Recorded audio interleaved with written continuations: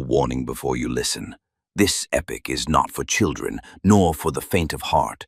We retell the ancient Greek myths as they were born, unfiltered, unsoftened. Scenes of violence, curses, betrayals, and a hunger for power that shows no mercy. Given the many conflicting versions of the Titan War, the events have been rebuilt to complete the missing pieces. Here, we tell the myth as it was meant to be told. Sources and references are listed in the episode description. Chapter 111. The Fall of Crius, a wave that does not return. When a pillar of the sea collapses, the depths themselves tremble. On land, rage burned in hellfire. In the sky, lightning ripped through the chest of time. But now, it was the sea's turn to scream. Crius was no mere warrior. He was a rib of the ocean itself, one of those who had shaped awe when the earth had no face. He stepped forward, his eyes glowing like twin blades of furious water, and then he roared. The sea split at his voice, not gently, not like parting waves, but like flesh torn by prophecy. His first strike came fast, a spiraling storm of currents, not water but spinning blades. They rushed toward Poseidon to shred him to foam. But the god of the sea did not scream. He raised his trident and drove it deep into the heart of the ocean. A surge of opposing force erupted. Countercurrents slammed the assault back. A slap of divine contempt hurled straight into the sea's chest. Crius did not falter.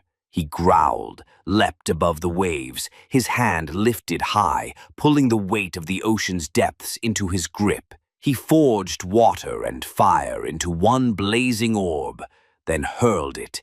It exploded across Poseidon's shield. The ocean shook, but Poseidon stood still, and then he roared, a cry not born from lungs, but from the throats of the drowned, from the ribs of the tides, from a seabed forgotten by time. He charged. The next strike wasn't a storm. It was a blade, a towering sword of wave, compressed to the size of a continent. Poseidon raised his hand, and the sea became his weapon. The waves behind him bent, no, bowed, as if kneeling in allegiance. Then, the trident clapped the air. It didn't fall, it unleashed. A spiral of water sharpened into a spinning blade of wrath, encircling, coiling, and crashing down. The blade collided with Crius, with all his might, with all his hatred, and for the first time, the sea heard the cry of something that believed it could never be broken. Water exploded like a heart pierced. Crius's colossal form cracked, as if he were a statue of stone, glazed in pride, shattered from within. But it wasn't just Crius who fell. Waves that had never bowed collapsed. The front lines of the ocean trembled. Soldiers screamed. Some swore they saw the sea weep. Or perhaps it bled? Iapetus roared, a bellow from deep inside, flinging fury in every direction, rushing to avenge. But Poseidon blocked his path. Trident in hand, he walked across the waves and said, "You will follow him." The eagles screamed overhead. The Titan legions hesitated. The sea was no longer what it had been.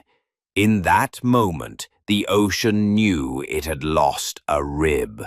Its waters saltier now, not from tide, but from grief. And so Crius fell. But he did not vanish. His fall echoed in every droplet, seeping into the deep. And from that day on, the sea became sadder and angrier. This chapter of the epic has come to an end, but remember, what you've just heard is not a record of facts, but the echo of a myth, a story born from the imagination of the ancients, etched into the long memory of humankind.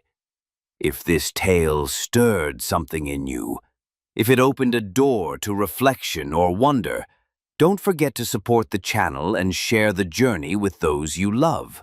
And in the comments, tell us which moment in this chapter struck you the most and why.